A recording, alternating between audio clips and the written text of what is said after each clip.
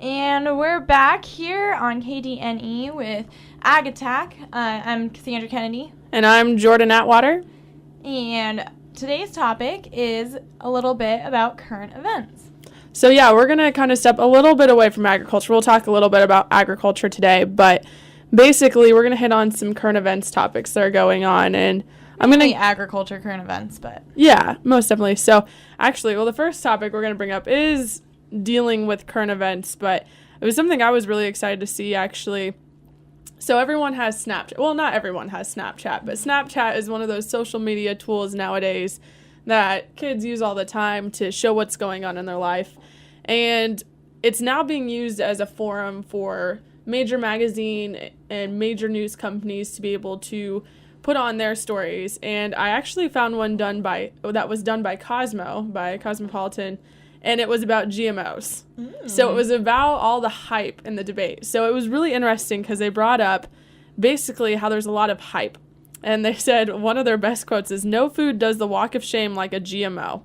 Surveys show that more than half of U.S. consumers express concern about genetically modified organisms, but many have no idea what that term means. I mean, we've talked about that before. Yeah.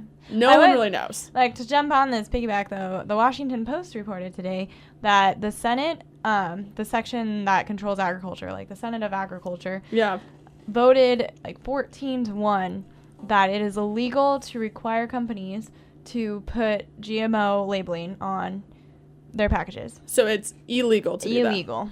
I am in favor of that. I personally think it's a lot of hype, and it's, again, like we've talked earlier, it's a scare tactic. So it's interesting, though, to see that, like, something as far-reaching as Cosmo, I know I've said in the past that it doesn't get a lot of limelight, but clearly it's a hot topic because a lot of people are concerned with what they're eating, and consumers out there do want to know. So I was really impressed. Cosmo took a little bit of a stance. I mean, they were a little wishy-washy because they kind of were talking about, oh, yeah, well, GMOs kind of, we don't really know, but no one really knows. And it's like, okay, no, like, here's the facts and stuff. But I was really impressed that Cosmo had that. So I just want to put a plug in there for branching out a bit. Yeah, for branching out besides just, the hot gossip and latest tips on how to keep your romance alive in your relationship. So I was really excited to see that. Yeah, and I mean, like, we were talking last week about political candidates and how they line up with our views and whatnot.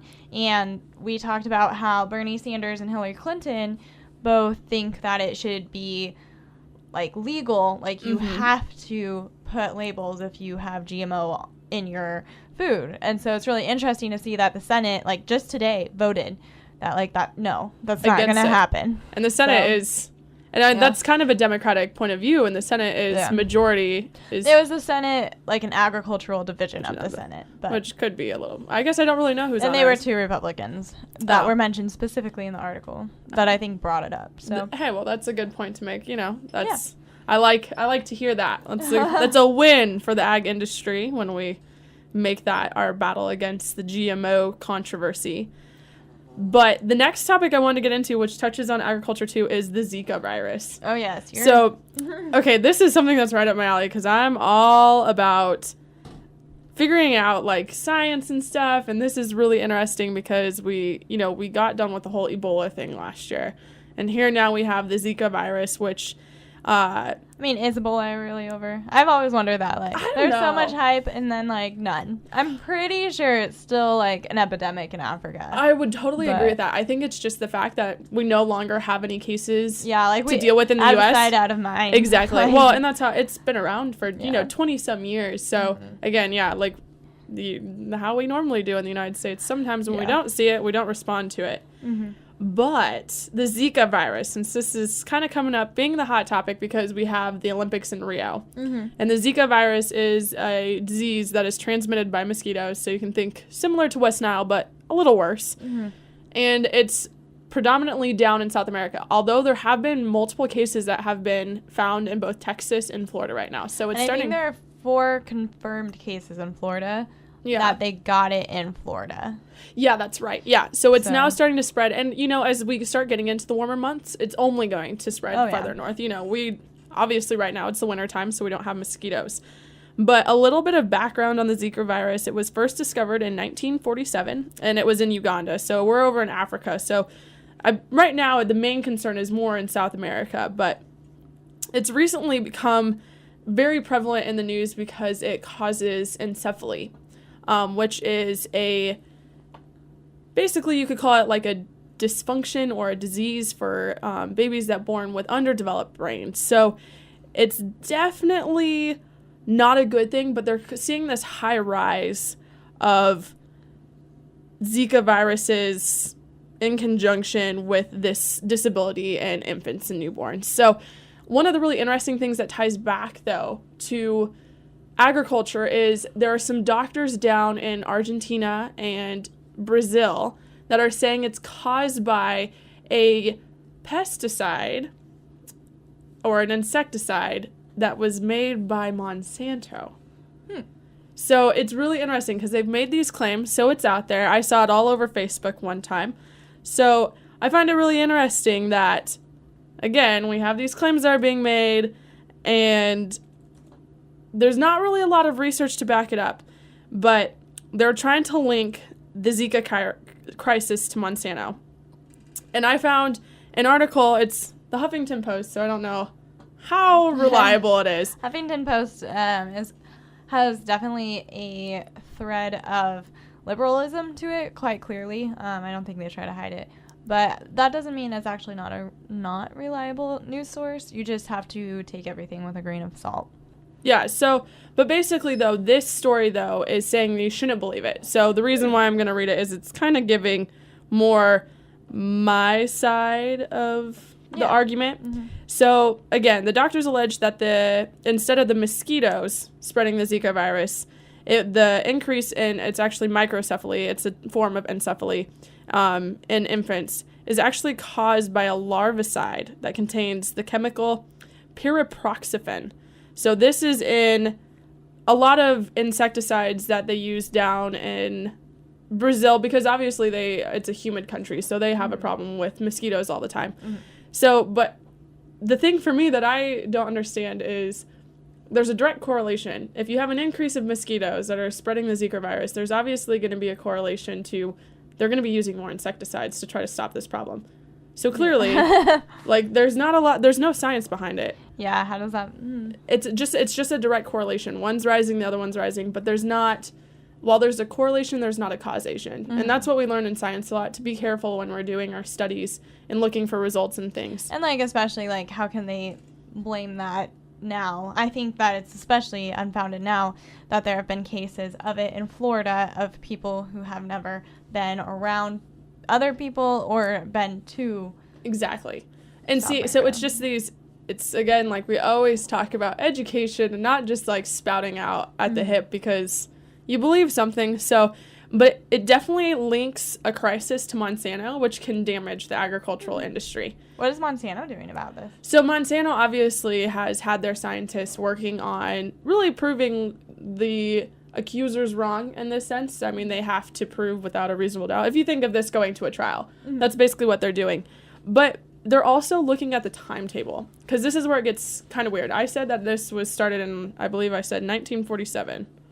If I was right. Monsanto was? No, not Monsanto. The Zika virus was discovered in 1947. Wow.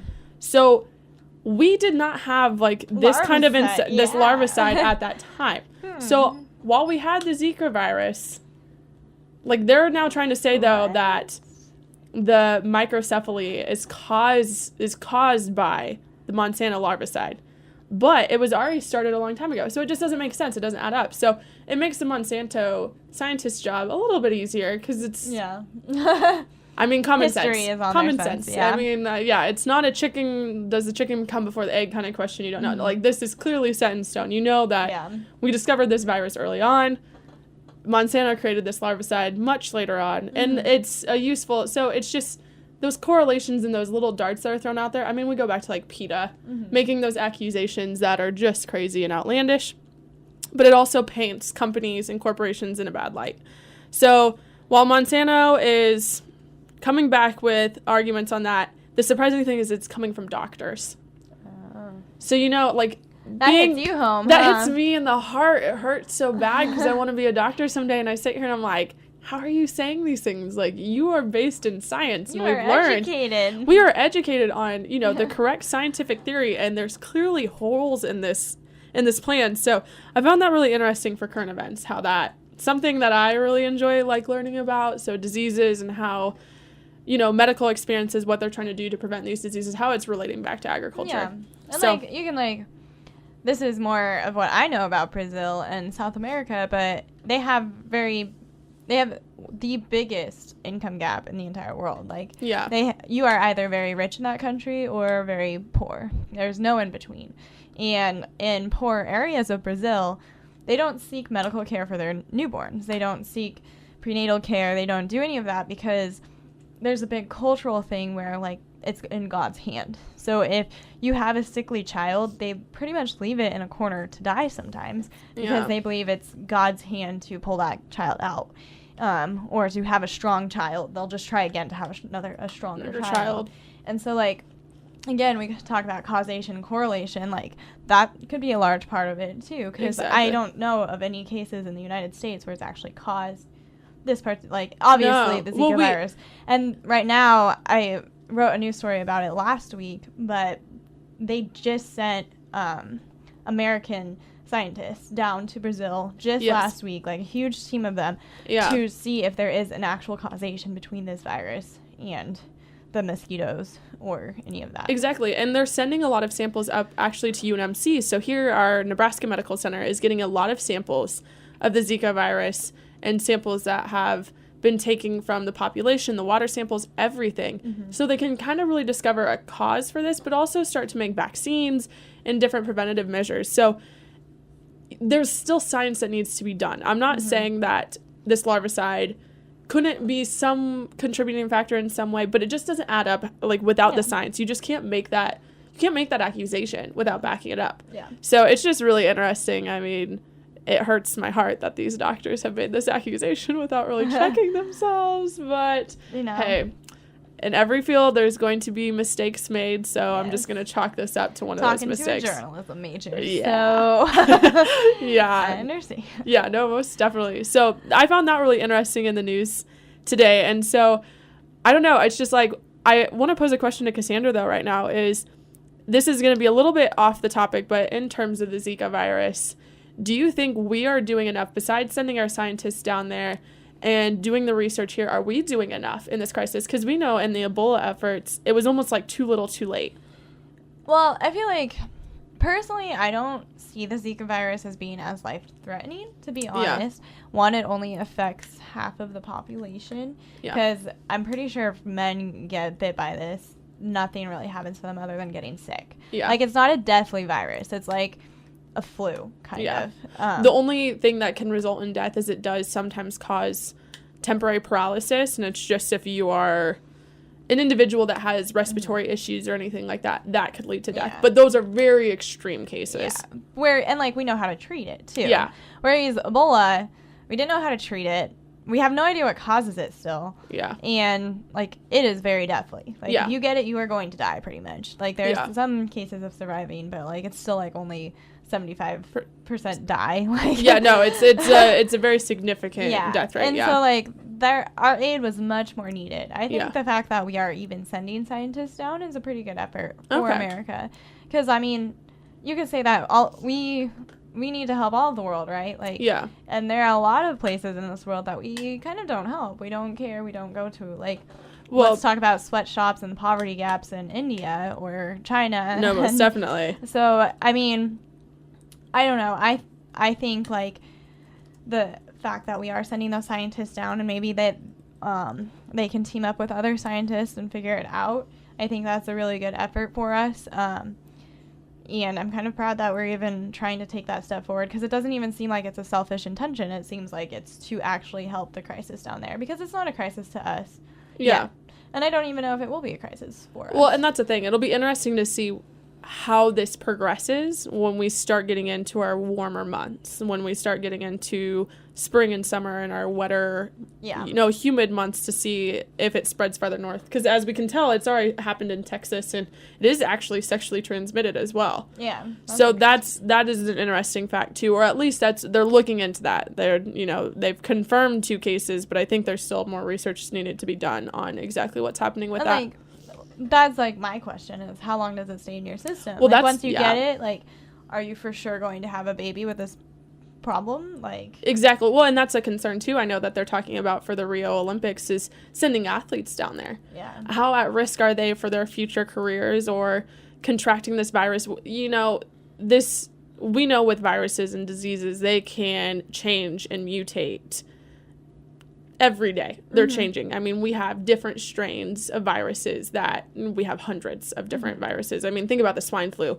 You can get a shot, or you can get any type of flu vaccination, but it's only for one strand, and there's 50 others out there that can cause you as equally painful symptoms. Yeah. So, yeah, it'll be interesting to just kind of see how this progresses. But for those individuals that are, down and going to Brazil and competing in the Olympics, it's definitely a concern. I know there were some talks actually about if they should move the Olympics, if they should let the companies bid. It wasn't just for Zika virus, so that's a whole other environmental farming issue we can get into, because for part of the Olympics, for Summer Olympics, is to swim, Oh, and yeah. Their water is so incredibly polluted that it's dangerous to swim. I'm pretty sure Missy Franklin has come out and said, I'm not going to swim in that water. Wow. It's going to make me, it can poison you. And it begs the question is, I mean, they know Rio, we've seen it from the World Cup, how destitute that country is in general. And as much money as they've spent putting into building up these different arenas, and they had 6 stadiums for the World Cup for the soccer. And so historically places that have the Olympics generally go bankrupt afterwards. It is not an economy booster. Yes, you would think, all these people are traveling to come to my country, it's going to be a good economic booster for my country, but it's not. Part of the reason that is one of the reasons Greece fell. Greece is in such economic turmoil is because they couldn't support the Olympics, even though they tried to. And, that's a real fear for Brazil as well.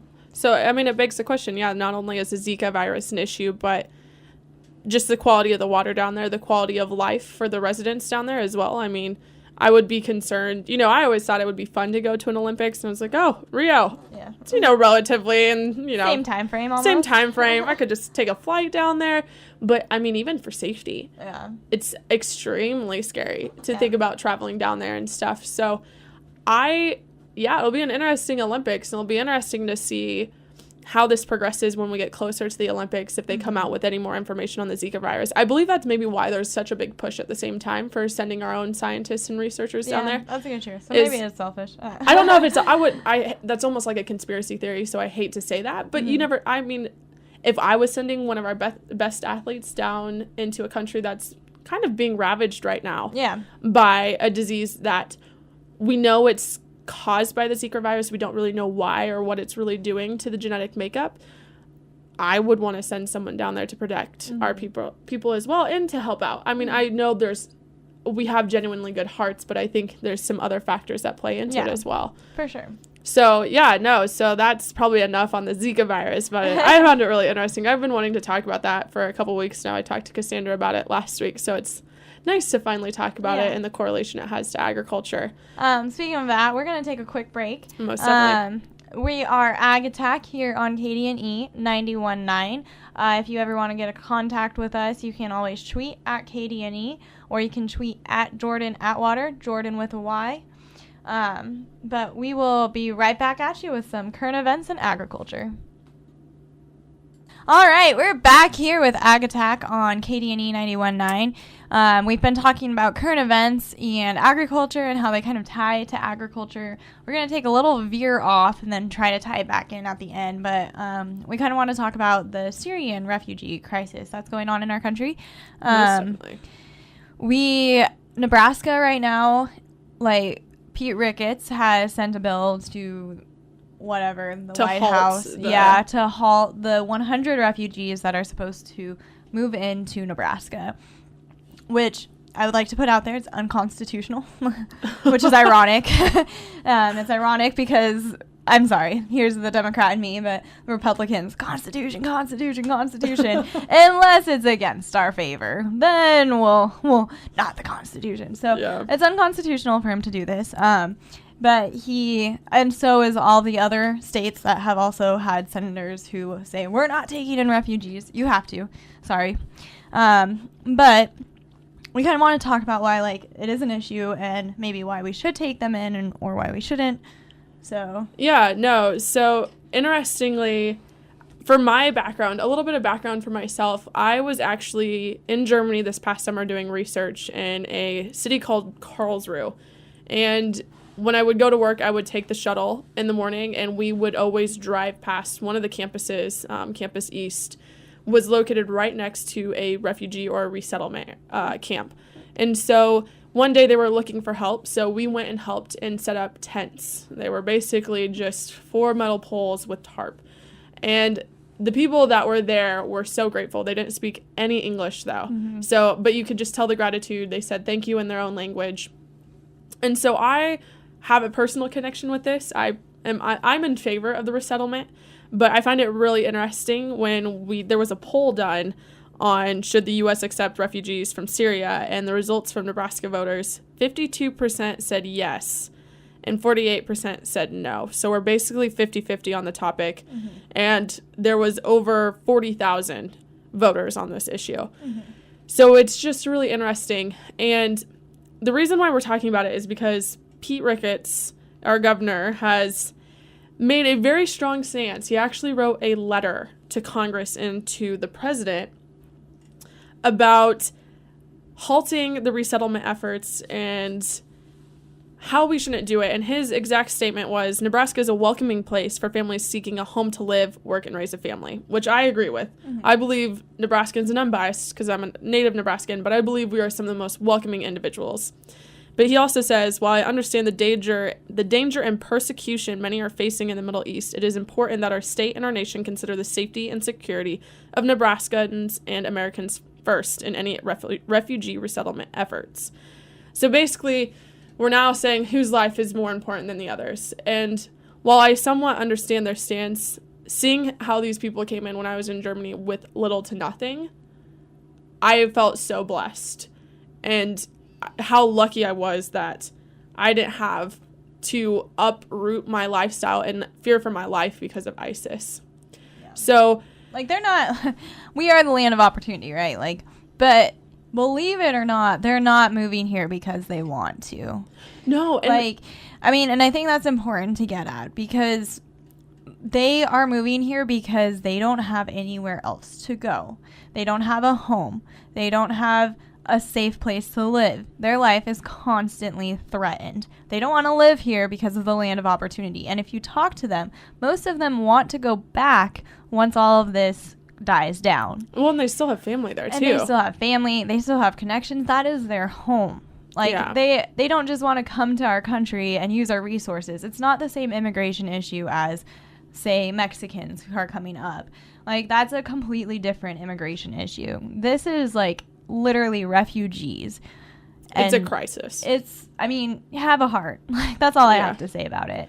Well, I was talking to Cassandra during our break a little bit that some of the senators and Nebraska representatives have said that they are not asking for a halt in the efforts. They just want a more stringent requirement, mm-hmm. and a more thorough background check.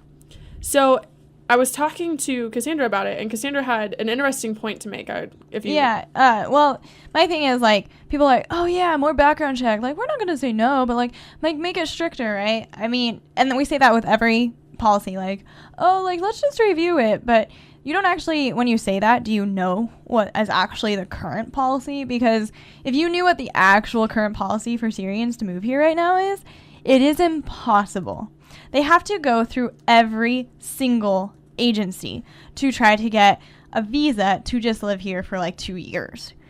It takes about 2 years for that process to actually come through. So they are being screened upon screened upon screened right now.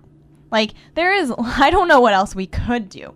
Like, maybe stand at Ellis Island again and ask their names and look them up and down. Like, I'm pretty sure that's probably actually part of the process.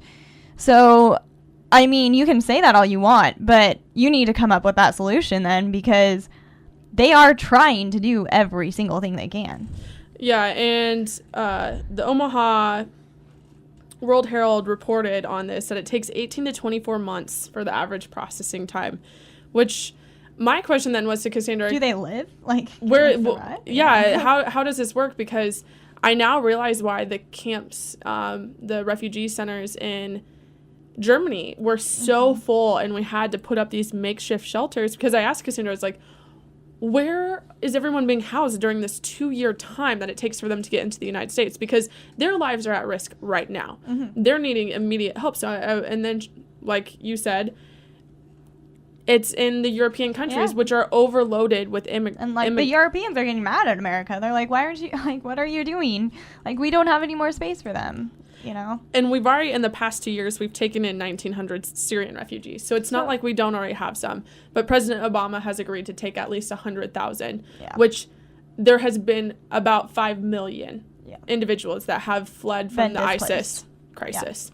So there's a lot of individuals. We're making a small dent in the situation, and I can understand the fear, because all of this fear is ramping up after the Paris bombings, the Paris attacks, because one of the Paris attackers was found with his Syrian passport. And so they realized that he got into the country that way. And so there's fear that even with the background checks and the other situations, I don't know how that really works, because for me, I'm thinking that it's more just a geographical, like, they could easily get past the borders. Like, we've seen people, you know, there was an individual that recorded his journey via the iPhone, and they sneak across into countries through the night. Like, they're not coming in through the legal routes, which is, you know, they're having a crisis, so I'm not faulting them for that, but I think it's easier for them to get into Paris that way than flying across the ocean. I'm sorry, but there's not a very good chance of them coming to America, like, illegally. Well, and to be completely honest, I would assume at some point we had individuals here that were trying to make a trek to go fly to Syria because they wanted to join the ISIS movement. So it's just one of those things that we already have individuals. I mean, we have our own issues on our soil. Here's my, like, another hypocritical thing, I think, like, because Republicans are obviously on the opposite side of liberals on this debate, just like they are on gun control, right? Yeah. So, like, but if you think about them, they're kind of similar ideas, like gun control. Democrats are like, oh, we want more control. Like, you know, there's no necessary need for a person to have a military-issued gun legally. Yeah. Like, I'm sorry, but that's my personal opinion, and I don't see the personal need for that. Yeah. Like, you singly aren't going to overthrow the government. It's not against your Second Amendment. Second Amendment, we had rifles that shot like 5 barrels at a time.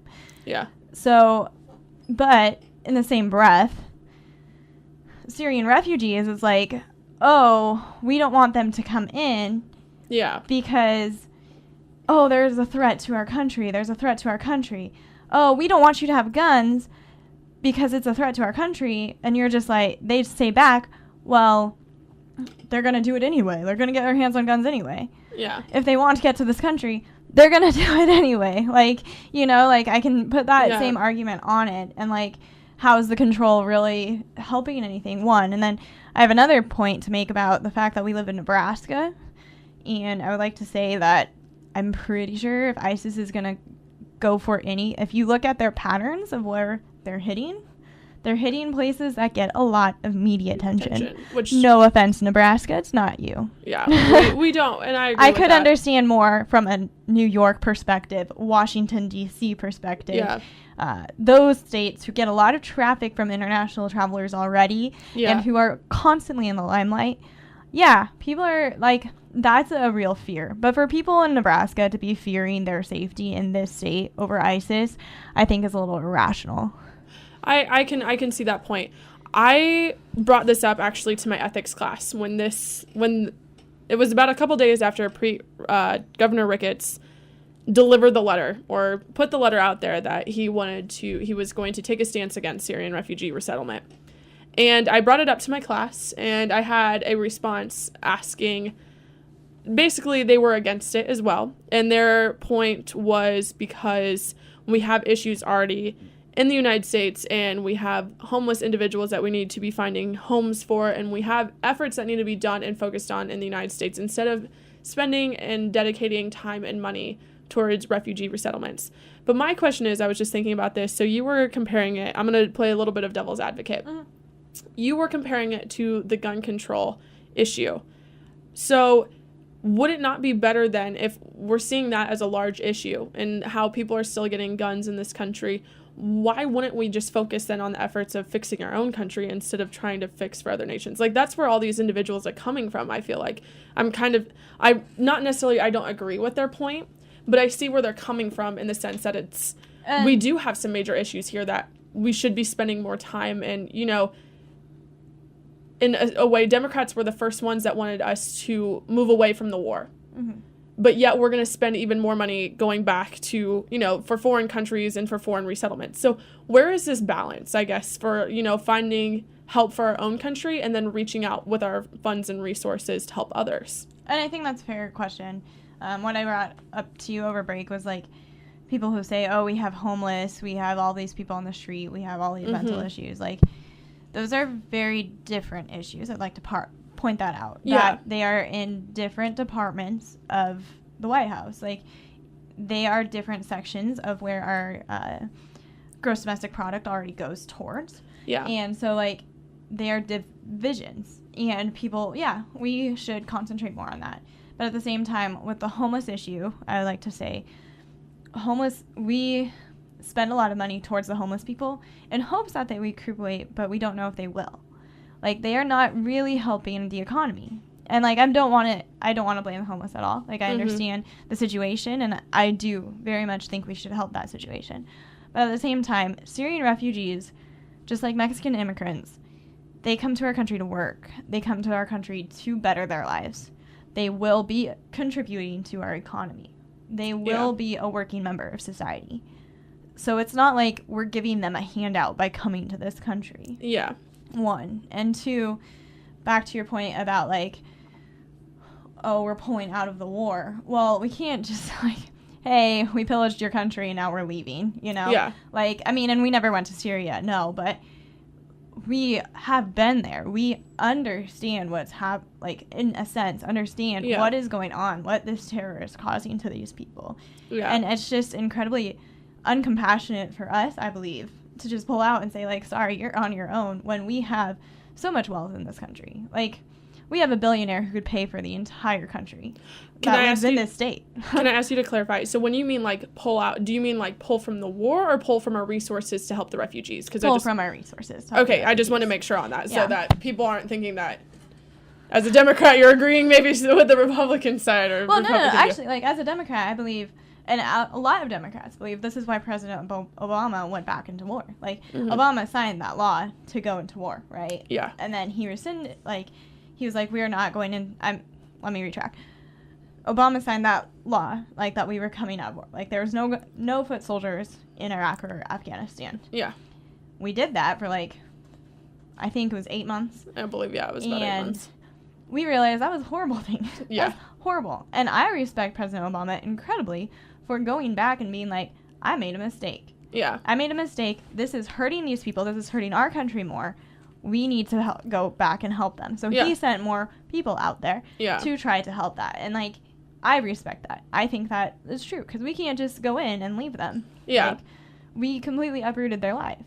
So, and then it goes back to the same thing with the Syrian refugees. I mean, not necessarily that we uprooted their lives, but at the same time, we do have a wealth of resources and opportunities. And one of the things that I would like to mention, and this is going to tie it back more towards agriculture, and obviously I am pro resettlement efforts. Mm-hmm. I believe that they're necessary, and that's where our country was built on, this American dream. And we're all immigrants. I mean, unless you're a Native American.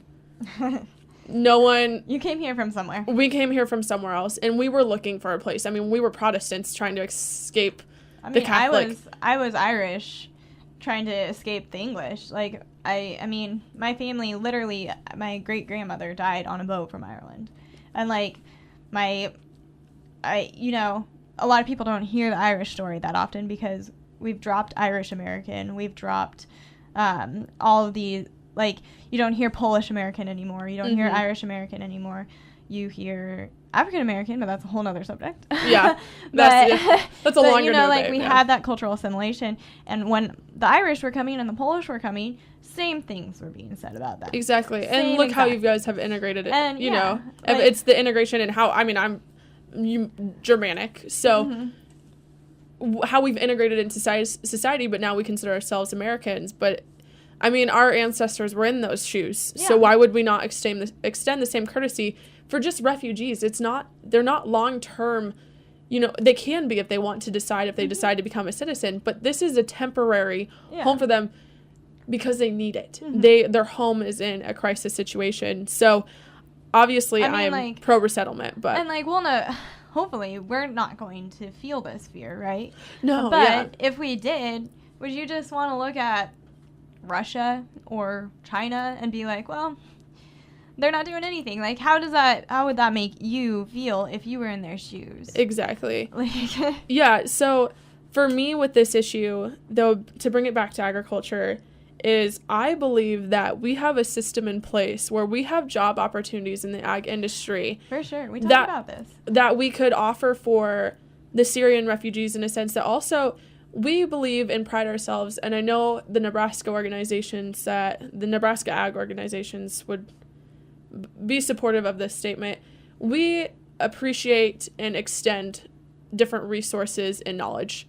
There's an exchange of resource and knowledge throughout all the countries on agriculture. I mean, there's John Deere Companies, which is an American company in Germany.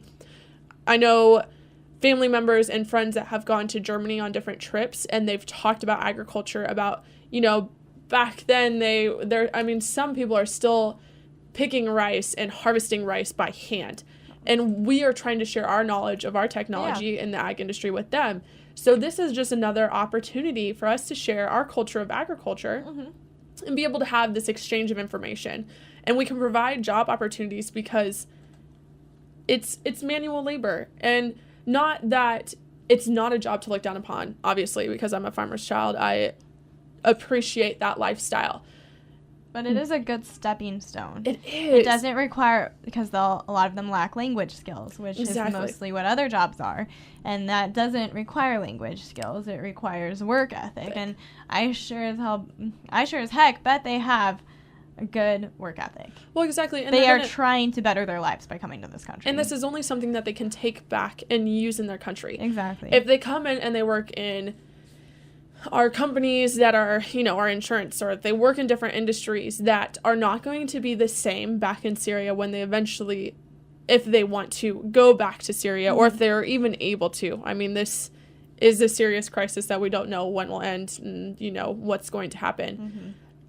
But this is something that can go anywhere with them. Any type of ag efforts and learning about agriculture, learning how to grow plants, how to take care of crops or livestock can only benefit them. And it's something that maybe they've done in their past. Maybe they were farmers and producers and are able to come help as well. So I think Nebraska has the perfect opportunity for and they can bring their food to us. Exactly. And it's an exchange of culture. Yeah. Exactly. And, you know, coming from a town that was not very diverse. I've always said that. I've always owned up to that. My town population, while I love my hometown, it lacks diversity. It's predominantly white middle-class Americans. Coming to college and learning other people's cultures, religious beliefs, and different mindsets is a little bit of a shock. And it's something that I believe it needs to be fixed in our country. Is sometimes this is where we get into those single-minded mindsets where we're closed off and we're not welcoming and we're not open to diversity. But this can only help with that, I believe. So I think this resettlement effort is awesome. I disagree with Governor Ricketts. But he has his own opinion on things. So, still unconstitutional. Sorry. Sorry, man. Hey, it's all right. I don't know, the legalities of everything, but Cassandra's pretty with it with all the law stuff. So, but we're going to take a quick break, and then we will come back afterwards, and we will talk a little bit more on some of these topics. So for sure. We're Ag Attack here on 91.9 KDNE. All right, we're back here with Ag Attack on 91.9 KDNE. We've been talking about current events and how they play in with agriculture. Some of them are direct agriculture current events, like the one we're going to talk about. Right. You explain it because I'm not sure I completely understand. No, it's okay. So what we're going to talk about is basically the Clean Water Act and EPA's push for regulation to control farmers and agricultural systems' use of different products that would cause runoff into our water systems and our waterways. So that can be anything from pesticides, herbicides, insecticides, to fertilizers, to basically anything that we're putting on our crops or in the soil. So the big debate is for the Chesapeake Bay area. Is that correct, Cassandra? Mm-hmm. So I think it's up in the eastern states. The eastern states. The courts have actually ruled in favor of the EPA being able to set a total maximum daily load regulation of what farmers are allowed and not allowed to put on their crops. And before the courts ruled in favor of the EPA being allowed to do this, it was all based on a state standard. So the states were the ones that can control the standards, and then the burden was on the farmers. So now I almost think that it's actually causing a greater burden for farmers. But basically, think of it this way, that if you are an elementary student and you're coloring on a piece of paper, you could use 10 crayons that day, but your teacher is the EPA, you're the farmer. The teacher comes in and says, no, you can only use a half a crayon, and I need you to color this whole piece of paper in a minute. Now, let's say you had all 10 and you magically could use all 10 at once. You would be able to do that task very easily. But the EPA is cutting that standard in half. So they're basically saying their daily load has to be less because they don't want nitrogen and phosphorus runoff. So I'm going to explain my stance, and then I'm going to let Cassandra play devil's advocate a little bit. So I don't believe that the EPA, while I believe that they do have the country's environmental efforts in the best interest in mind when they make these statements and these acts, I don't believe they really understand the task at hand for farmers. So farmers, like I've said multiple times, and I'm a broken record with this, we do produce food and products for the entire world. Mm-hmm. And to do that, we know what's best for our crops. We've been doing it a long time. We read literature. We go to symposiums. We go to things so we can find more information. So farmers know exactly how to get the highest yield. And again, it is a business at the same time. So while we're trying to get as much product as possible, we are trying to get as much yield as possible to be able to stay in the black. This can easily become an economic crisis when you start getting people in saying, nope, you can't use this products, even though it works really well for your products, you can't use them because I'm concerned, which I understand the concern. Don't get me wrong. I'm very much for, concerned with climate change and our different environmental policies. But I don't believe that the EPA should be able to come in and set a national standard or be able to come in and control the states on how they do their production. And with them putting on this production, it puts more of a strain on the farmers, because if farmers can't use the products that they normally use, they're not getting the yield, or they're having to find different ways, different mechanisms that could be much more expensive in a chance. So my stance is that the EPA needs to stay out of its business. And I'll let Cassandra maybe take a stance, or if she wants to play devil's advocate, make her. I'm not strongly opinionated on it, but I do the EPA, they seem to know about the environment more. So you're taking it from a farmer's perspective because you know the farmer's perspective more. However, I think I like to believe they've done research on the environment and how the runoff is affecting the environment and what that means. I don't know. I don't like the idea of nitrogen and phosphorus runoff, but again, that might be me I don't know what GMOs are. No, it's okay. Like, that might be the same argument. I think it's a little bit of the same argument, but I think you do make a valid point. The EPA has tons of funding to do this kind of research. But at the same time, it's very difficult for you to come in and say to an entire area that this is exactly what you need to do.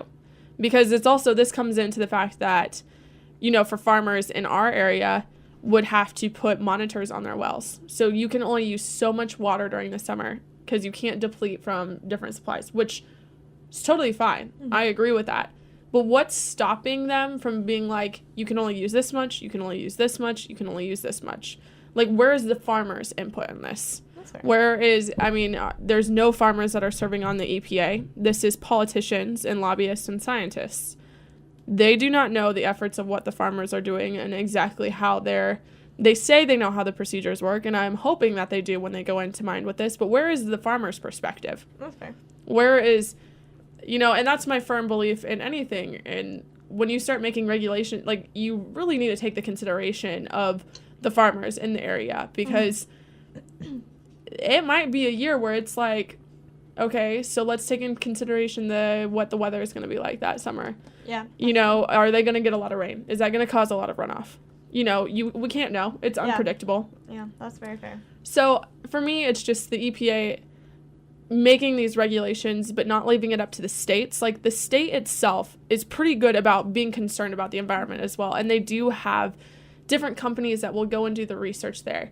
But having a national organization come in and say, like, different things, like, the EPA has in the past said that we have too much pollution due to, we're farming, or like people are leaving topsoil too loose and it's causing dust in the atmosphere.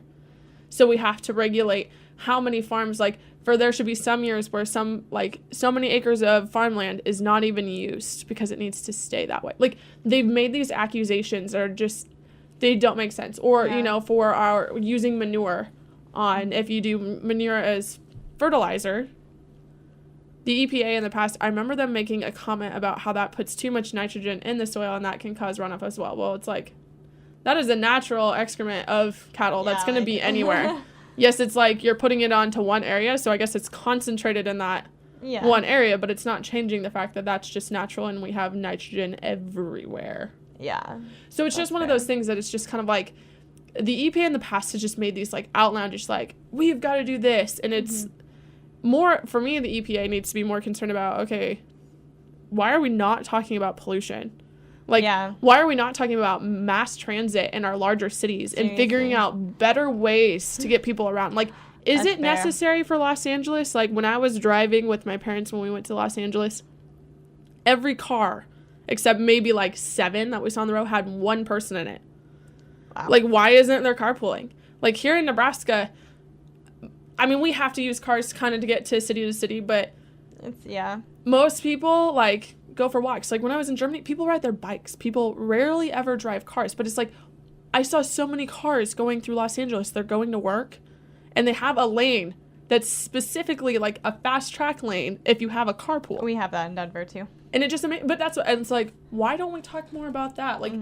Don't we have a greater issue with pollution than nitrogen runoff? Yeah. And I'm not saying it's not an issue that we should address, but I think it's something the EPA can control more the national pollution average than they can be coming in and saying for farmers this is our biggest concern because you have fertilizer runoff.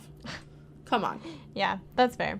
That's my personal opinion on it. And I think what the article said was that the EPA actually passed this in 2011, and the Farmers Bureau has been fighting it since then.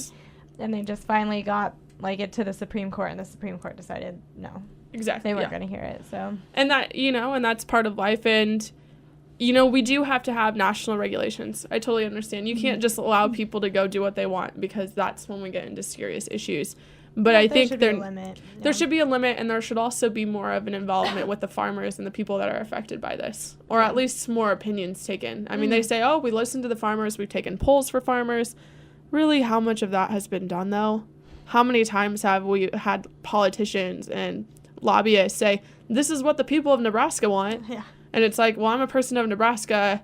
Don't want that. And most of the people I know are people of Nebraska, and they do not agree with you. Yeah. So what's really happening here? So I think it begs a bigger question, but it's an interesting debate and topic. I mean, I'm not fond of EPA regulations. I think some of their regulations that they create are nonsensical, but that's just my personal opinion. Are there any other ones? Oh gosh, it's been so long. I just remember the one. It was like about dust. Like it was about like dirt particles in the air and how they were more concerned about that at the time. Like they wanted to make this big push on like topsoil conservation, which is an important thing because topsoil is rich with nutrients. Mm-hmm. But like they're so concerned about this, and I sat here and I'm like, I would not be concerned about dust in the air. I'm concerned about carbon dioxide and carbon monoxide in their atmosphere and what it's doing there. Like, can we not? Or like, our ice caps are melting. Like, you know, Leo DiCaprio finally won an Oscar, and he brought up climate change in his speech. So like, come on now. The Oscars this year were quite the political affair, weren't they? They were. I actually thoroughly enjoyed some of the speeches, though. Yeah. Like, actually, my favorite one was the lady that won for costume design. Sorry, we're going way off track here, guys, but I just have to plug this. She came in wearing a leather jacket and a scarf and pants, and I was amazed. I was like, yes. Thank you. You are my hero. But she made the comment about how Mad Max, she worked on the set of Mad Max, could be a very prophetic movie if we don't start respecting each other and caring for our environment. Interesting. So it's just an interesting point of view, but I just found it very fascinating. Mad Max was a very strange movie. It was a very strange movie, but at the same time, like, I think it's a very extreme case of it. But she does beg to make a good point. Like how are we treating people in our country, and then how are we treating our world that we live on? And then, Leo DiCaprio talked about climate change, and then other groups talked about there's a lot of diverse. Well, obviously the Oscars so white thing came up a lot, so I think that it begs more question the opportunities that are offered for our diverse population rather than the awards. With refugees coming into this country, maybe we're going to be more diverse, right? Hey, I'm for that. That's one of our actually going to put a plug in for our efforts on our own campus. Student Congress and Multicultural Support Services are partnering for our Speak series. So we are bringing in speakers to talk about diversity, and we are trying to open up a comfortable dialogue. Well, not necessarily comfortable, a dialogue.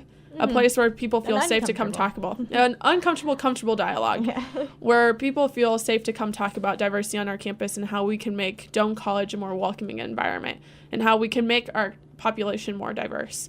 And so actually March 14th, we are going to listen to Dr. Hassan. She's from UNL, but she is actually from Syria. So she offers a really interesting perspective as a woman from Syria and how her religion and her feminist approach to things, how she's been stereotyped. So she's going to come in at 7 o'clock on March 14th in Art and Ed. So if anyone's around or listening to this, it's open to the public. We'd love to have you there. So yeah, we are trying to open that conversation on our own campus. Yeah, let's go. And we're also always talking about joining the conversation here at KDNE. That's what Ag Attack is all about. We are a part of the Doane Senior Media's project on getting out the word about politics, politics in general, informing the student body and the general community that your vote matters and that you should care about these issues, especially agriculture, because you live in a huge agricultural state. It's important, people. And Cosmo is even reporting on it. So you should know about it too. Take notice now. Take notice. But if you guys have anything that you would like to hear, any topics, feel free to tweet at KDNE or tweet at me, Jordyn Atwater, Jordyn with a Y. And we would love to hear your conversations. We'll actually be having some guest speakers coming up. So March 15th. Next week is spring break. We will not be on the air. We apologize. We apologize for that, but we will be away from Doane. We are not live today, so if we have not responded to your tweets today, we sincerely apologize, and we will get to them the following week. Most definitely. But we will be having guest speakers come up. They're our own Doane professors, and we'll be talking about different issues as to what Doane is doing in the ag efforts and what classes we offer for students here. And then we'll also be talking about the Platte conservation efforts here in Nebraska. So we're really excited to have those guests, and we appreciate all of your support. And insight. So tweet at us, contact us however you want. We are KDNE. If you want to be on the show, let us know. We'd love to have you. Make it happen. Most definitely. But thank you guys for listening to us. Just to recap, we've talked about some current events in agriculture and just the world and how they kind of tie back to agriculture. So stay tuned. We have some great music coming up for you on KDNE 91.9.